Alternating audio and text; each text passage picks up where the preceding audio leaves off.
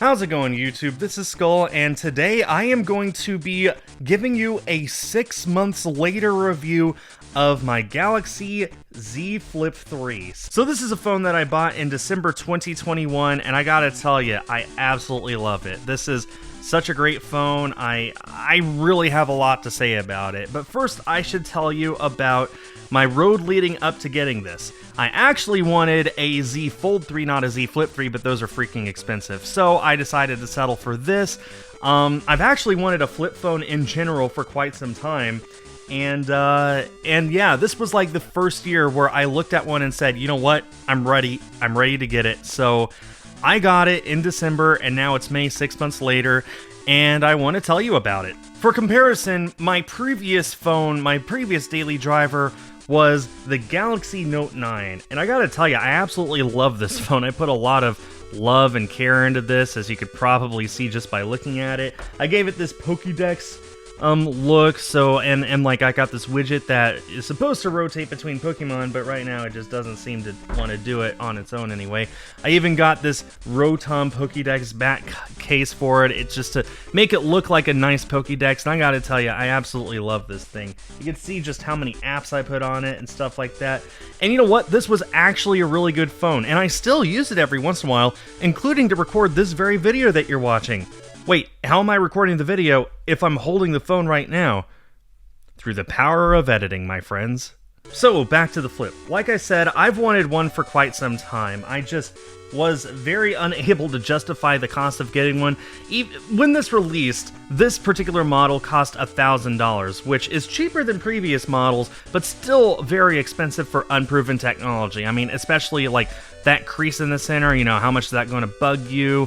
How long is it going to last? But you know what? I decided that this was worth it to give it a go. And what helps is that I actually got this as part of a contract through T-Mobile, my mobile carrier. That does unfortunately mean that every time I turn it on, I've got this annoying splash screen on both the back and the cover screen.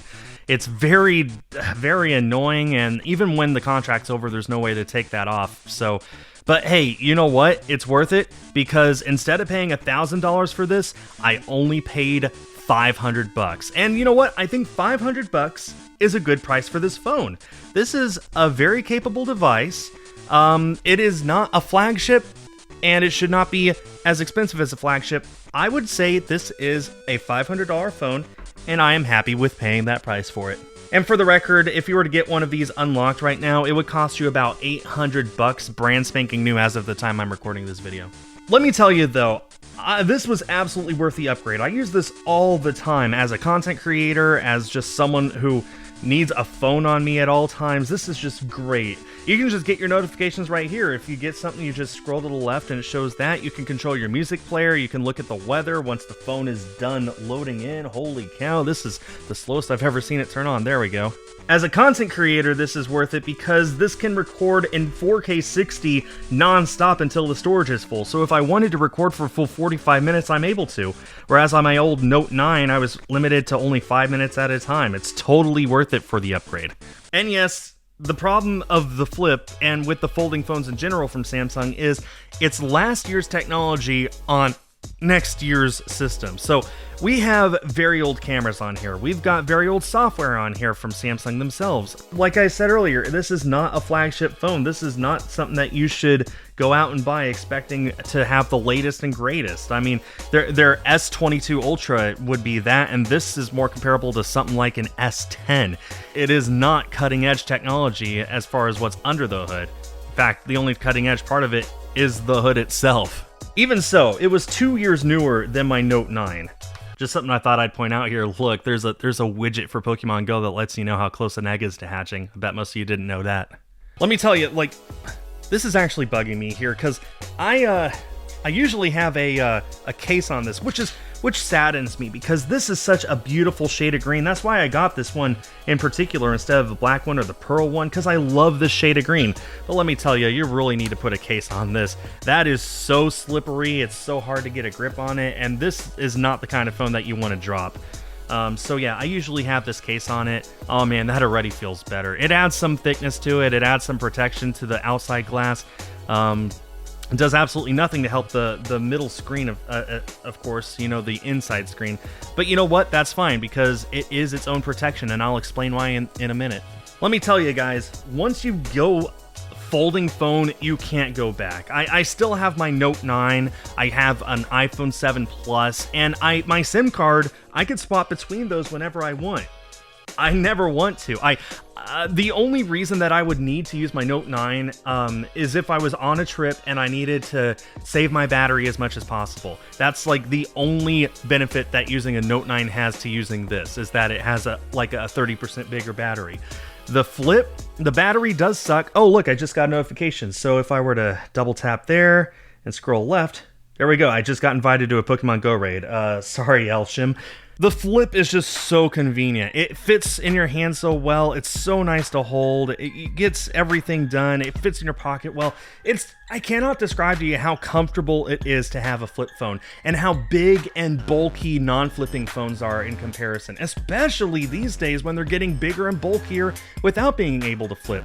Having a phone that's just small but unfolds so that you can do whatever you want with it is just so fantastic. It's really hard to describe the ergonomics and how nice it is to hold. And just how hard it is to hold a non-folding phone after this, even if it has a bigger battery, if it has better cameras. I have held iPhone 13s, not Pro Maxes, that my wife had, and I still prefer this, even though that one is far superior in every way under the hood. This is like, oh, come on, this is just so nice to have. Let me tell you, that is even without me usually doing this. Usually, whenever I use my Flip, I fold it all the way out and just hold it like a normal phone. I barely ever do this. There are a few apps that do take advantage of that. See, if you have YouTube, then you flip it at all, then it puts the video on the top screen and the description in the chat and stuff on the bottom screen. It's super nice to have, but you know, how often do I actually do that? No, usually I just do this, like a normal person. The amount of times that I have done this solely because it's actually convenient and not just to give myself a little bit of a haha, worth it sort of a feeling is very, very low. But that's fine because it's nice to have. And the few times I have used it because I needed it, it was super convenient. Just the other day, I did a messenger video chat with my sister and I was busy working at the computer. So what did I do? I just sat this down, angled the camera to look up at me properly, and just had a chat with her while I was able to type away at the keyboard. It, like, you don't realize how nice that is until you've actually used it. And again, the amount of times that I've actually needed to do that instead of wanted to just to show off the flipping, very, very low. But it has actually been convenient when I needed it. By far, my favorite part of this is the cover screen. I mean, I've actually installed Cover Screen OS on here, which is not supported by Samsung. It is a completely fan-made project, but let me tell you, it's so cool. You're able to control your entire phone this way. Like I said, music player, there's the weather still failing to load, so whatever. But here's the fun part. You tap on this, you can open up any app you want here on the cover screen without opening up your phone. I went with the paid version, which is expensive, but it was so worth it to me just because I know I'm going to be using it for as long as I have this phone. Look, I can go to Twitter, tap on Twitter, and a very tiny Twitter feed loads up. Isn't that hilarious? I can even check out my notifications, and I can also type up a tweet if I wanted to. I'm not going to because I just tweeted and, you know, algorithms and stuff. But isn't that crazy that you're able to do that? You can control the whole phone from here. It's totally worth it. Totally awesome. So if you just wanted to look at your messages, well, I'm not going to do that actually. So let's just say you did want to go into your Twitter feed and like you scroll down and you see a picture that you want to see the full picture of. Let's go with this. I can't read that. I can't see Oscar Isaac's beautiful face, so let me just open it up and voila, it's right there. Cover Screen OS is smart enough to actually load directly into where you were on your cover screen when you open up the phone. Totally worth it. It's still in beta, it's not perfect, but it's still so nice to be able to pull out my phone and not even have to open it up. I can just double tap the screen, tap once, and tap again to load my entire Twitter feed, and it's such a game changer. Like, it is so nice, and it's hard to describe. I probably use that feature most out of any other Flip exclusive feature on here, And it's not even made by Samsung officially, it's made by some guy in a garage. So, time to get to the cons. That line, yeah, it's very blatantly obvious, isn't it? Now, to be fair, after 6 months, it hasn't gotten worse at all.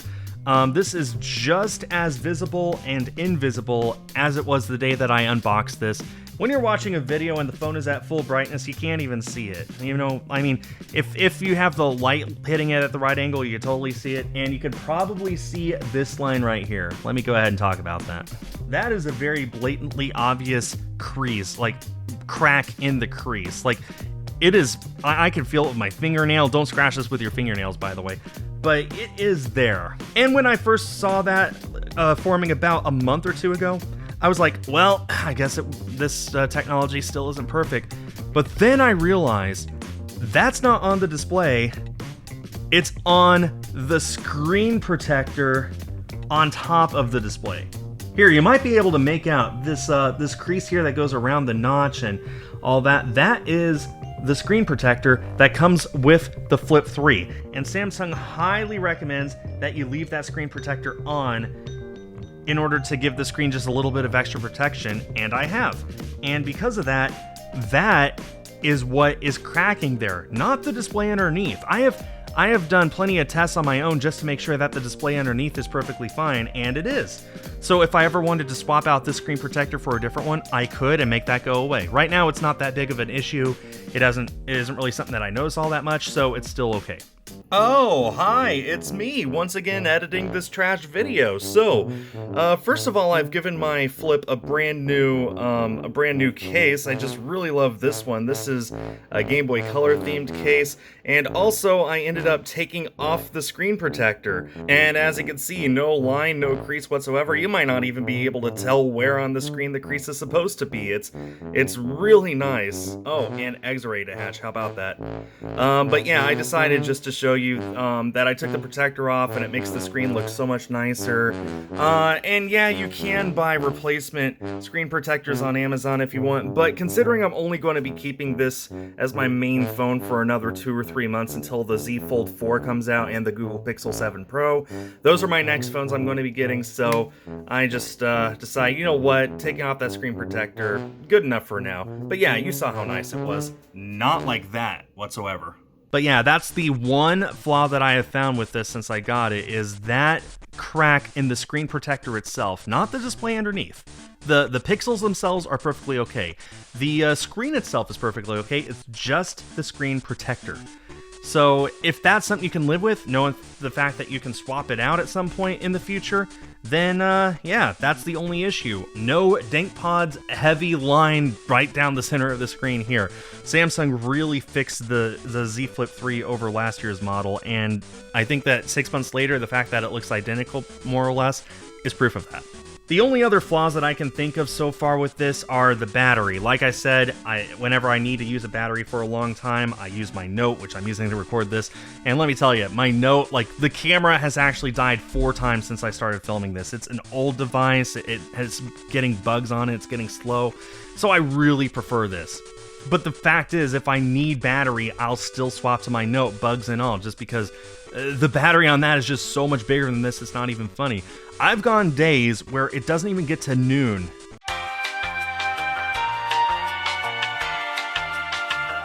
There have been days when it's not even noon yet and I have to start charging this. It's crazy. Like, honestly, battery life on this, abysmal.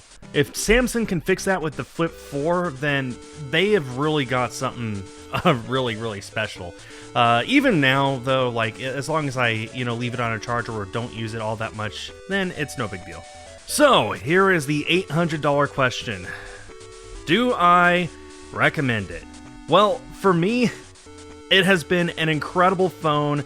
I have loved it so much, and I am going to be using it all the way until I replace it later this year with the Fold that I wanted. I wanted a Fold 3, I got a Flip 3. This year, I'm going to get the Fold 4. I'm saving up money, I'm going to get that, and probably not use this again for for a daily driver. If you clicked on this video solely wondering how the phone looks after 6 months of daily usage, now you know. Hopefully this gives you a better understanding of what you're in for. I would say if you can get a brand new one for $500 like I did, yeah, it's worth it. Totally worth it. If it's $800, you'll have to decide for yourself if it's worth it. And honestly, at this point, if you want the latest and greatest, nope, don't get this. As I said before, it's not the latest and greatest. This is not a flagship phone. And if you want a better flip phone, then just wait for the Flip 4 to come out later this year. Or any number of companies that are going to be making folding phones. There's other folding phones already out in China that are going to start making their way over here soon. So, is this right for you? That's for you to decide. For me, though, let me tell you, this has converted me to flip phones. I can never go back to a non-flipping phone. It's absolutely insane what this has done for me. So thanks everyone so much for watching this video. I hope it was informative for you. I hope that you were entertained by it. Make sure to like, make sure to leave a comment. Let me know if you have a flip phone or if you want a flip phone. And yeah, that pretty much does it for the video. Thanks for watching, and stay tuned for more.